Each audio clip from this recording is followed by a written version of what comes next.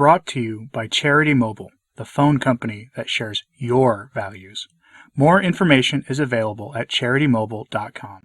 Today I have for you an otherwise forgotten treasure, an article written in French by Father Reginald Garrigou-Lagrange on what modernism would do to the Church if the modernists ever got their way. It was written back in 1947. Father Garrigou-Lagrange was prophetic in his estimation of what would come. The document can be at times a little dense, so what he's doing here is examining particular claims made by particular modernists, and then annihilating them. For those who don't know, Father Reginald Garrigou-Lagrange was the preeminent mind of Catholic theology in the years leading up to the Council. He taught at the Angelicum in Rome, he taught future popes in seminary, and was one of the strongest voices against modernism up until and into the Council when he passed away. This article was translated and published several years ago in Catholic Family News, who gave me permission to record it for you here. I'll have links to it in my special show notes for today at returntotradition.org. That's the name of this podcast with a .org at the end. Just look for the post for Saturday and the link should be there. Also check out the Catholic Family News YouTube channel or their website. Anyway, here's Father Reginald Garrigou-Lagrange correctly predicting everything that would come from modernist theology. In a recent book, Conversion et grâce chez St. Thomas Aquinas, or Conversion and Grace in St. Thomas Aquinas, Father Henry Billard writes, "Since spirit evolves, an unchanging truth can only maintain itself by virtue of a simultaneous and co-relative evolution of all ideas, each proportionate to the other. A theology which is not current does not keep changing, and it will be a false theology." And in the pages preceding and following the above question, the author demonstrates that the theology of St. Thomas, in several of its most important sections, is not current. For example, St. Thomas's idea of sanctifying grace was as a form, a basic principle of supernatural operations, which the infused virtues and the 7 gifts have as their principle. The ideas employed by St. Thomas are simply Aristotelian notions applied to theology. And further, quote, by renouncing the Aristotelian system, modern thought abandoned the ideas, design, and dialectical opposites which only made sense as functions of that system. Thus modern thought abandoned the notion of form. How then can the reader evade the conclusion, namely, that since it is no longer current, the theology of St. Thomas is a false theology? But then why have the popes so often instructed us to follow the doctrine of St. Thomas? Why does the Church say in her 1917 Code of Canon Law, in Canon 1366, number 2, quote, "The professors should by all means treat of the rational philosophy and theology, and the training of the students in these subjects, according to the method, doctrine, and principles of the angelic doctor, Aquinas, and should hold these as sacred." End quote. Further, how can an unchanging truth maintain itself if the two notions united by the verb to be are essentially variable or changeable? An unchangeable relationship can only be conceived of as such if there is something unchangeable in the two terms that it unites. Otherwise, for all intents and purposes, it's like saying that the waves of the sea can be stapled together. Of course, the two ideas that are united in an unchangeable affirmation are sometimes at first confused and then distinguished one from the other, such as the ideas of nature, of person, substance, accident, transubstantiation, the real presence, sin, original sin, grace, etc. But if these are not fundamentally unchangeable, how then will the affirmation which unites them be the verb to be changeable? How can one hold that the real presence of the substance of the body of Christ in the Eucharist requires transubstantiation if the ideas are fundamentally variable?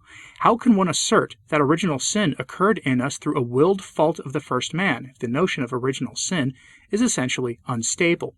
How can one hold that the particular judgment after death is eternally irrevocable if these ideas are said to change? Finally, how can one maintain that all of these propositions are invariably true if the idea of truth itself must change, and if one must substitute for the traditional definition of truth, the conformity of judgment to intuitive reality and to its immutable laws, what has been proposed in recent years by the philosophy of action, the conformity of judgment to the exigencies of action or to human life, which is always evolving? Question 1. Do the dogmatic formula themselves retain their immutability? Father Henry Billard responds, "The affirmation which is expressed in them remains," but he adds, quote, Perhaps one might wonder if it is still possible to assert the contingency of the ideas implied in the conciliar definitions. Will it not compromise the irreformable character of these definitions? The Council of Trent, Session 6, par excellence in its teaching on justification, employs the idea of formal cause. Consequently, did it not enshrine this term and confer definitive character upon the idea of a grace as a form?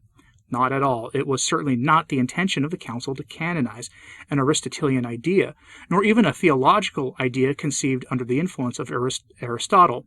It simply wished to affirm, against the Protestants, that justification is an interior renewal. Toward this end, it used some shared theological ideas of the times, but one can substitute others for these without modifying the sense of its teaching." End quote. Undoubtedly, the Council did not canonize Aristotelian idea of form, with all of its relations to other ideas of their Aristotelian system, but it approved it as a stable human idea, in the sense that we speak of everything that formally constitutes a thing, in this case, justification. In this sense, it speaks of sanctifying grace as distinct from actual grace, by saying that it is a supernatural gift, infused, which is inherent in the soul, and by which man is formally saved.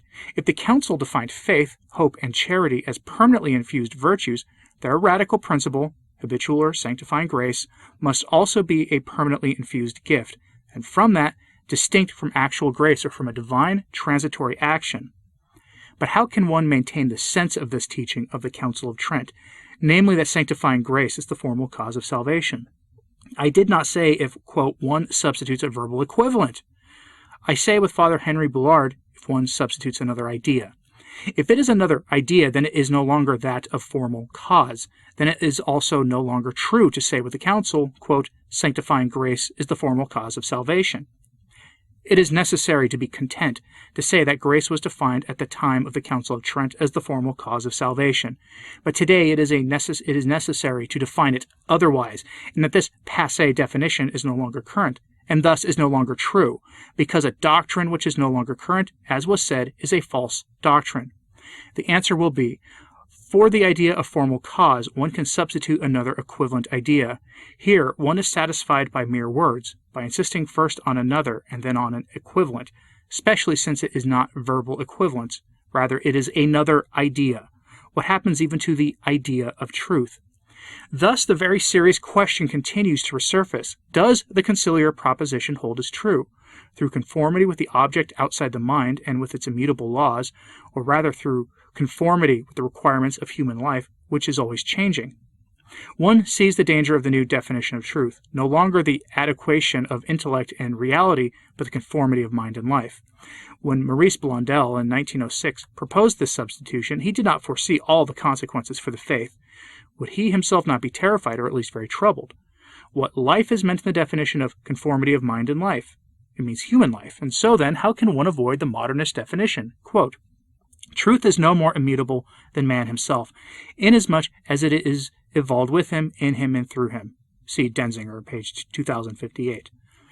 One understands what Pius X said of the modernists: they pervert the eternal concept of truth. It is very dangerous to say ideas change, the affirmation remains.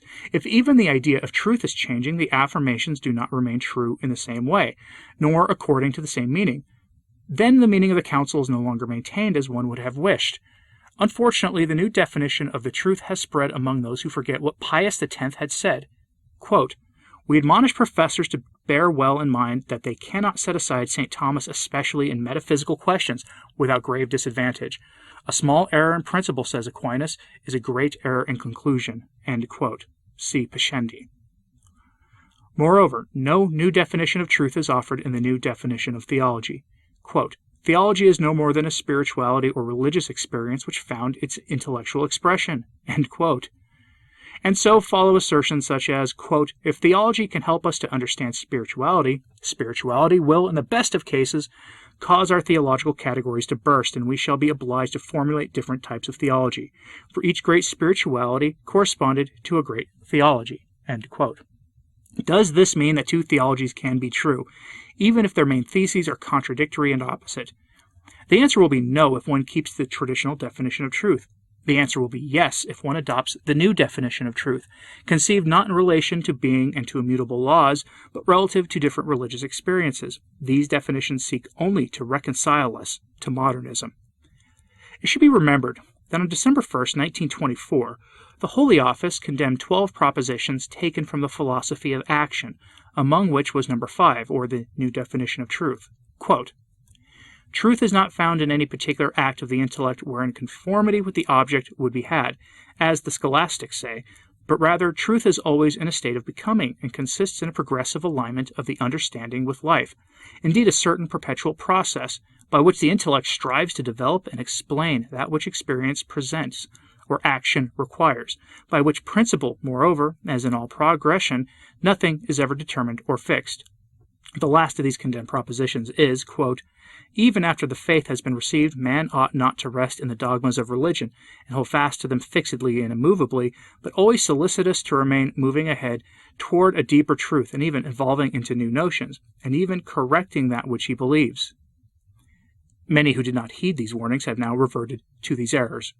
But then how can it be held that sanctifying grace is essentially supernatural grace, free, not at all due to human nature nor to angelic nature? By light of revelation, St. Thomas clearly articulated this principle. The faculties, the habits, and their acts are specified by their formal object, or the formal object of human intelligence, and even that of angelic intelligence, are immensely inferior to the proper object of divine intelligence. But if one puts aside all metaphysics, in order to be satisfied with historical study and psychological introspection, the text of St. Thomas becomes unintelligible. From this point of view, what will be maintained by traditional doctrine regarding distinction, not being contingent upon, but necessitated by virtue of the order of grace and of nature. On this subject, there is the recent book of Father Henry de Lubac, Surnaturel, the Supernatural in Historical Studies, on the probable impeccability of the angels in the natural order, in which he writes, quote, "Nothing is said by St. Thomas regarding the distinction which would be forged later by a number of Thomistic theologians between God, author of the natural order, and God, author of the supernatural order, as if natural beatitude in the case of the angels would have had to result from an infallible activity, non-sinning. On the contrary, St. Thomas often distinguishes the ultimate supernatural end of the ultimate natural end, and regarding the devil he says, quote, "The sin of the devil was not in anything which pertains to the natural order, but according to something supernatural."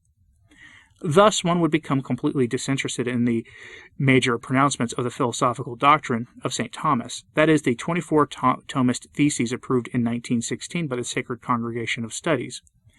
Moreover, Father Gaston Fessard, S.J., in the Studies, in November 1945, speaks of the welcome drowsiness which protects canonized Thomism, but also, as Pegues said, buried it, whereas the school of thought dedicated to the contrary is full of life.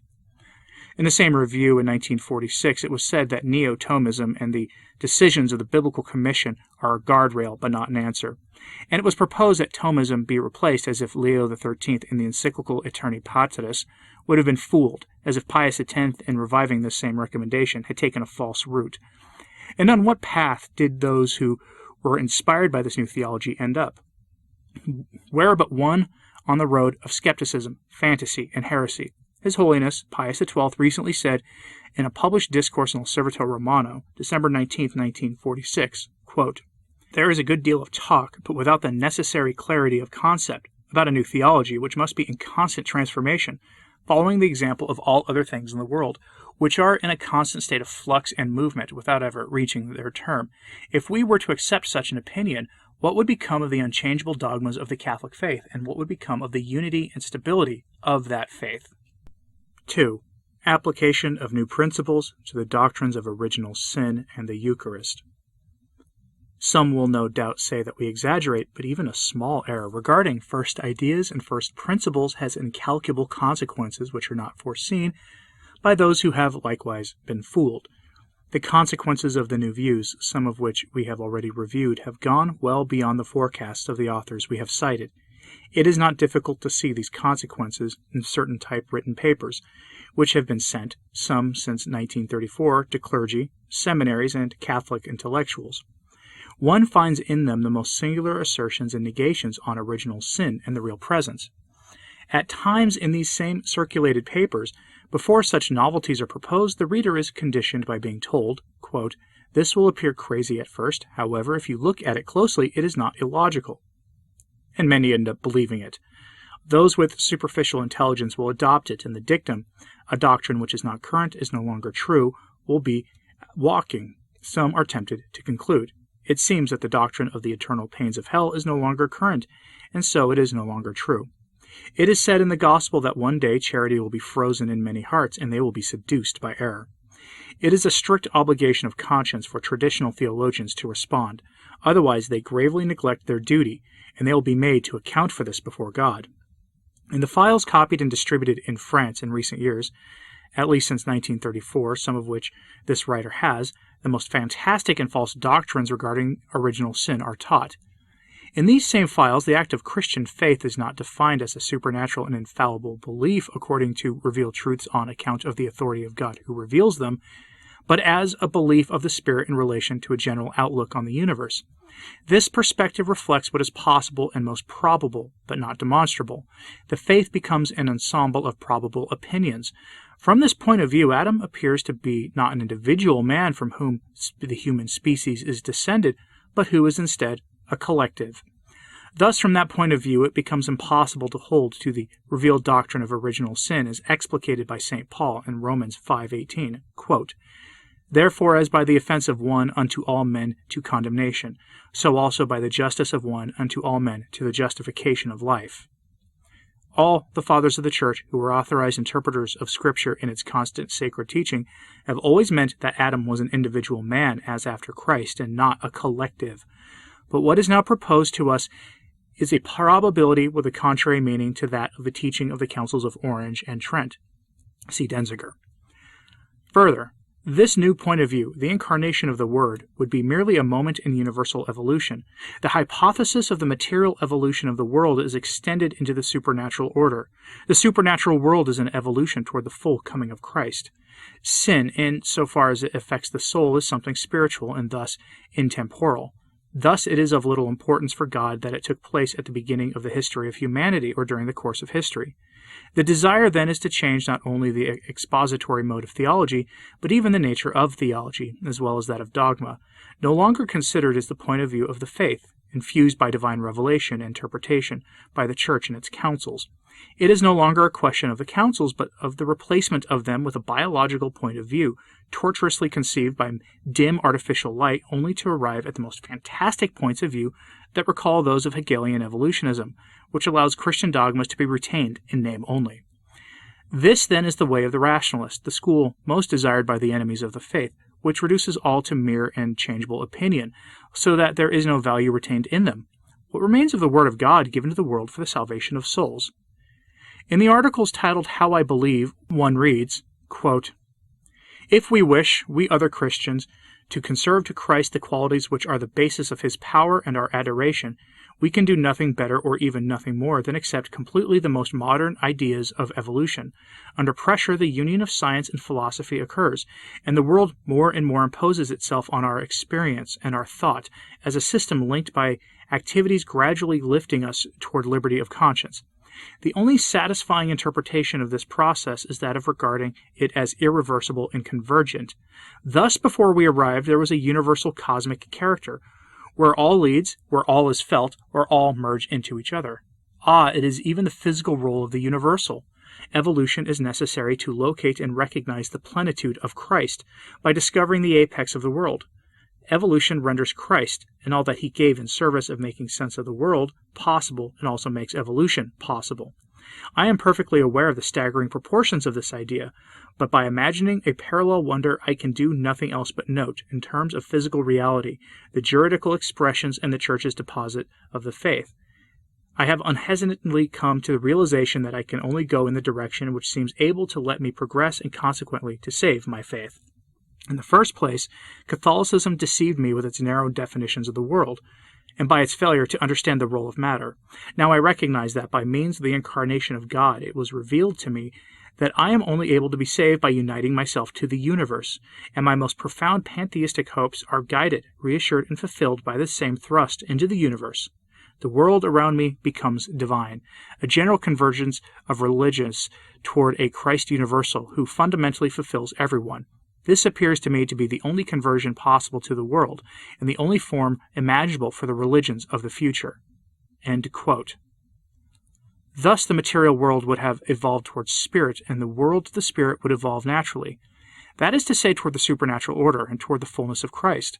Thus the incarnation of the world, the mystical body, the universal Christ would be moments of evolution, and based on this view of a constant progress from the beginning, it would seem that there was not a fall at the beginning of the history of humanity, but a constant progress of good which triumphs over evil according to the same laws of evolution. Original sin in us would be the result of man's faults, which had exercised a deadly influence on humanity. See then what remains of the Christian dogmas in this theory, which distances itself from our credo in proportion to its approach to Hegelian evolutionism. In the above-cited work, the writer said, quote, "I have taken the only road that seems possible for me, making progress and consequently for saving my faith." This therefore means that the faith itself only saves if it progresses, and if it changes so much that one can no longer recognize the faith of the apostles nor that of the fathers, of the councils. It is a way of applying the principle of the new theology. A doctrine which is no longer current is no longer true, and for some it suffices that it is no longer current in certain quarters. From this emerges that the truth is always in fieri, never immutable. The faith is the conformity to judgment, not with being and its necessary laws, but with life, which is constantly and forever evolving.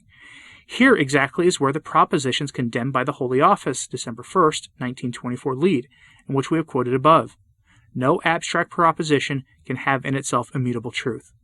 Even after the faith has been received, man ought not to rest in the dogmas of religion and hold fast to them fixedly and immovably, but always solicitous to remain ahead toward a deeper truth and even evolving into new notions and even correcting that which he believes." End quote. We have another example of the real deviation in the typewritten papers on the real presence, which have been circulating for some months among the clergy. These say that formerly the real problem with the real presence was not well posed. Quote, "The response to all the difficulties that were posed was, Christ is present after the manner of a substance. This explication did not touch upon the real problem. We add that it is deceptive clarity. It suppressed the religious mystery. Strictly speaking, there is no longer a mystery there. There is nothing more than a marvel." End quote. Thus it is St. Thomas who did not know how to pose the problem of the real presence and his solution. The presence of the body of Christ by mode of substance would be illusory, its clarity as a deceptive clarity. We are warned that the new explication being proposed, quote, "evidently implies that the method of reflection substitutes the Cartesian and Spinozan for the scholastic method." End quote. A bit further on, concerning transubstantiation, one reads, quote, "This word is not without inconvenience like that of original sin. It responds to the manner in which the scholastics conceived of and defined this transformation, and of their definition is inadmissible." End quote.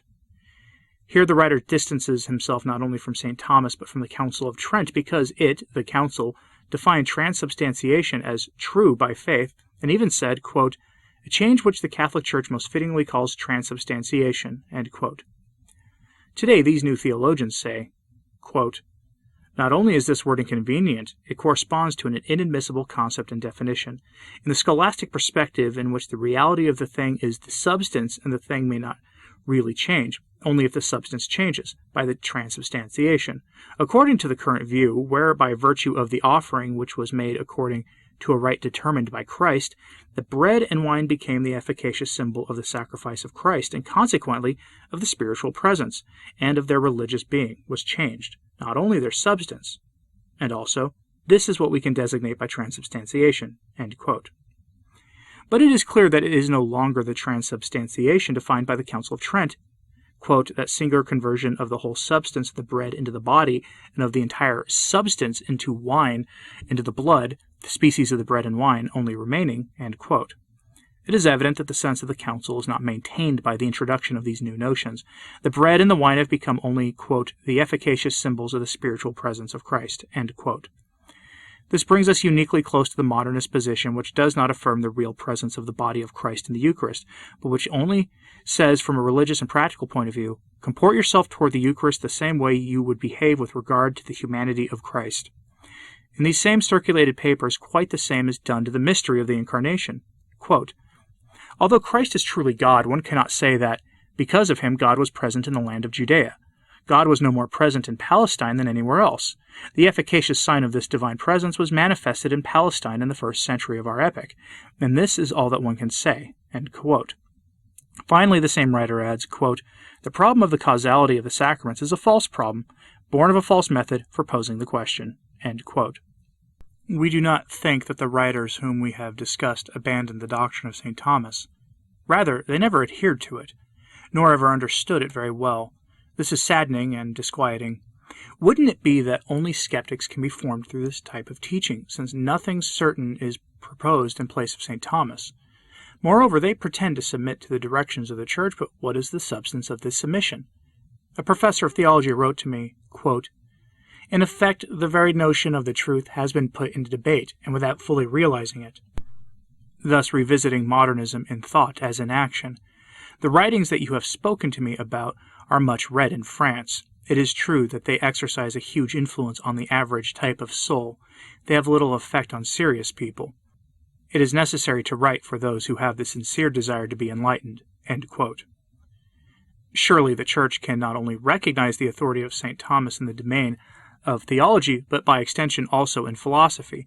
Contrary to their assertions, the encyclical Aeterni Patris of Leo XIII speaks above all of the philosophy of St. Thomas. Likewise, the 24 Thomistic theses proposed in 1916 by the Sacred Congregation of Studies are of a philosophical order, and if these pronunciata mora of St. Thomas are not certified, then how can his theology have value, since they are constantly reiterated in the philosophy? Finally, we have already cited Pius X, who wrote, quote, "We admonish the professors to bear well in mind that they cannot set aside St. Thomas, especially in metaphysical questions, without grave disadvantage. A small error in principle, says Aquinas, is a great error in conclusion." End quote. See the encyclical Pascendi. From whence do these trends come? A good analyst wrote to me, quote, "We are harvesting the fruits of the unguarded attendance of university courses. Those who have attempted to attend the classes of the masters of modernist thought in order to convert them have allowed themselves to be converted by them. Little by little they have come to accept their ideas, their methods, their disdain of scholasticism, their historicism, their idealism, and all of their errors. If this is the result of those who are already formed, it is surely perilous for the others." End quote. Conclusion. Whither the new theology? It revisits modernism, because it accepted the proposition which was intrinsic to modernism, that of substituting as if it were illusory the traditional definition of truth, the adequation of intellect and reality, for the subjective definition, the adequation of intellect and life. That was more explicitly stated in the already cited proposition, which emerged from the philosophy of action and was condemned by the Holy Office, December 1st, 1924. Quote, "Truth is not found in any particular act of the intellect, whereupon conformity with the object would be had, as the scholastics say, but rather truth is always in a state of becoming, and consists in a progressive alignment of the understanding with life, indeed a certain perpetual process, by which the intellect strives to develop and explain that which experience presents or action requires, by which principle, moreover, as in all progression, nothing is ever determined or fixed." End quote. The truth is no longer the conformity of judgment to intuitive reality and its immutable laws, but the conformity of judgment to the exigencies of life and of action which continue to evolve. The philosophy of being or ontology is substituted by the philosophy of action, which defines truth as no longer a function of being, but of action. Thus is modernism reprised. Quote, "Truth is no more immutable than man himself, inasmuch as it is evolved with him, in him, and through him." As well Pius X said of the modernists, quote, "They pervert the eternal concept of truth." This is what our mentor, Father M.B. Schwalm, previewed in his articles in Revue Thomiste, 1896 through 1898, on the philosophy of action, on the moral dogmatism of Father Laberge-Bodmer, on the crisis of contemporary apologetics, on the illusions of idealism, and on the dangers of these posed to the faith. But while many thought that Father Schwalm had exaggerated, little by little they conceded the right to cite the new definition of truth, and they more or less ceased defending the traditional definition of truth as well as the conformity of judgment to intuitive being and the immutable laws of non-contradiction, of causality, etc. For them the truth is no longer that which is, but that which is becoming and is constantly and always changing. Thus, to cease to defend the traditional definition of truth by permitting it to be illusory, it is then necessary to substitute the vitalist and evolutionary. This then leads to complete relativism and is a very serious error. Moreover, this leads to saying what the enemies of the Church wish to lead us to say. When one reads their recent works, one sees that they are completely content and that they themselves propose interpretations of our dogmas, whether it be regarding original sin, cosmic evil, the Incarnation, redemption, the Eucharist, the final universal reintegration, the cosmic Christ, the convergence of all religions towards a universal cosmic center. One understands why the Holy Father, in his recent speech published in the September 19th, 1946 issue of L'Osservatore Romano, said, when speaking of the quote-unquote new theology, quote, "If we were to accept such an opinion, what would become of the unchangeable dogmas of the Catholic faith, and what would become of the unity and stability of that faith?" End quote. Further, since providence only permits evil for a good reason, and since we see all about us an excellent reaction against the errors we have emphasized herein, we can then hope that these deviations shall be the occasion of a true doctrinal renewal, achieved through a profound study of the works of St. Thomas, whose value is more and more apparent when compared to today's intellectual disarray. I know that was complicated, but remember something here. Modernism is at its core this idea, this theology that says, well, is the theology of Pontius Pilate. What is truth? Because it is constantly evolving. It's constantly changing. It is subjected to the realities, as it were, of the material studies of organized naturalism, of the sciences. And we are just apparently subject our theology, our belief of God, and everything that goes with that, to the material. If a lot of what he read, a lot of the quotes that he included here sounded like they came from the mouth of Francis, that they should. I will revisit some of those quotes to eventually examine the philosophy of Francis, the theology of Francis, because there is a systematic thinking there in Francis. It doesn't seem like there is, but there is, and a lot of it shown through that early modernist writings of the 20th century. Despite how dense this was, I hope you found this helpful. Like I said, you can find links to this stuff on returntotradition.org, so you can read this and pay Catholic Family News' either website or their YouTube channel a visit. It's great stuff over there. Anyway, thank you for listening, and God bless. Ave Maria.